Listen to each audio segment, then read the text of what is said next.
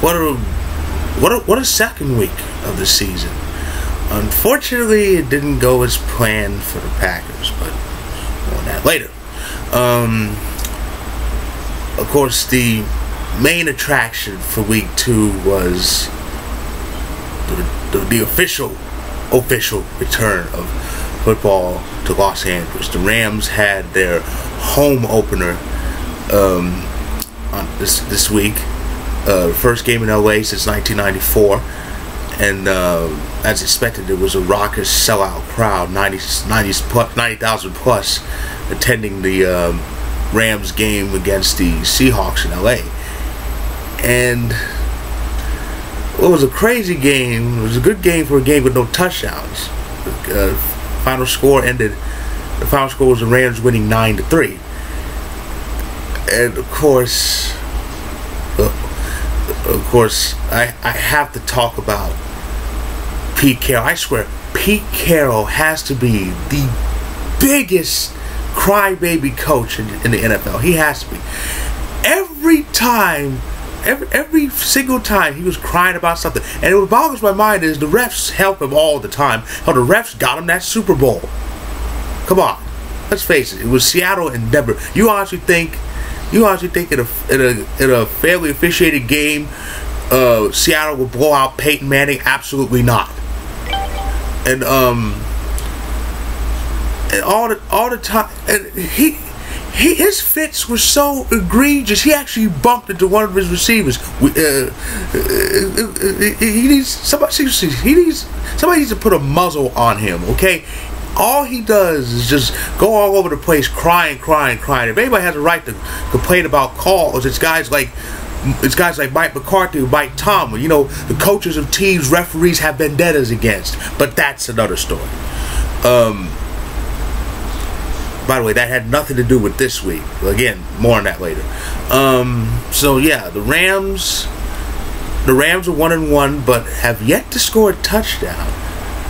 So we'll see where that gets. But if they'll get the end zone eventually, they'll get the end zone this upcoming week, because the next opponents are the Buccaneers. So you know the Rams are going to rain down some touchdowns on the Bucs. Poor Bucs, they got blasted this week, but that's expected unless you're the Falcons. But anyway, so yeah, the Rams got that win in their belt. And back to the Packers. Oh man, this was supposed to be the week. We owed the Vikings an ass whooping. We owed them that. Or as a certain future Hall of Famer would say, the Vikings were supposed to get it. But it didn't go well. For once, it wasn't a defensive problem. The offense really didn't click. We lost the ball a few times, but we were lucky enough to get it back. But unfortunately, the last fumble cost us, and poor Rodgers threw a pick. At the last couple minutes of regulation that clinched it for the Vikings. So Minnesota is 2-0. Minnesota's 2-0. We're down to 1-1, and even worse, you have a division loss in our belt now. So that may or may not hurt us by the end of December. Who knows? It's only week 2, thank goodness. And speaking of divisional wins, speaking of divisional opponents, we have another one this upcoming Sunday. We have the Lions. That's our home opener. I hate that. That sucks. Our home opener had to be here week 3. Usually our home openers are either the first week or the second week, but it's the 3rd week this year. Oh well. No sweat off my bones. We'll just take Sunday's loss out on the Lions, who managed to lose at home to Tennessee in comeback fashion. Speaking of comebacks, oh Cleveland. The Browns just had to be, well, the Browns, and they really screwed the pooch, and that's an understatement. They were up 20-0. They scored the touchdown to go up 20-0, and then the extra point is blocked and run all the way back for 2 points, which is rare in football. You see the extra points block is rare. See them return all the way back for 2-point conversions is even more rare. But as we've seen in football, these sort of rarities, they can only happen to Cleveland. They can also happen to Detroit too, but they can only happen to the Browns. And that 2-point return opened the floodgates, and that led to the Ravens scoring constantly. Cleveland never scored another point. So Cleveland is 0-2, as was probably expected by many. I myself still expect Cleveland to finish ahead of both Cincinnati and Baltimore. But with RG3 out, that's going to be a problem. So,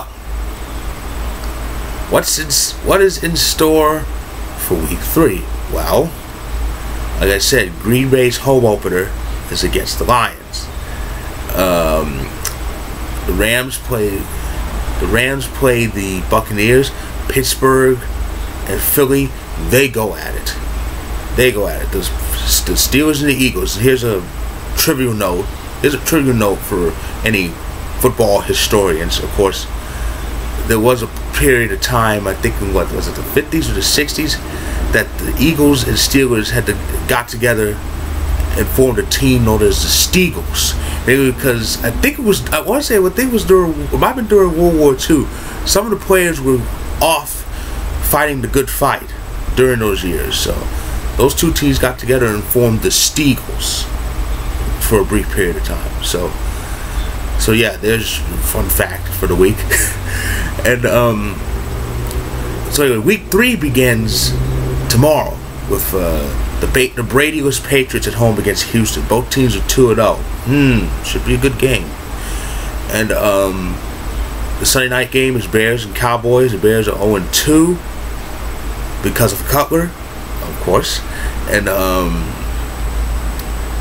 the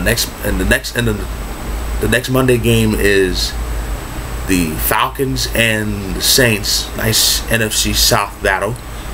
So with that, that's my brief review of Week 2. And with that, I say enjoy Week 3 and the rest of the season. And good day.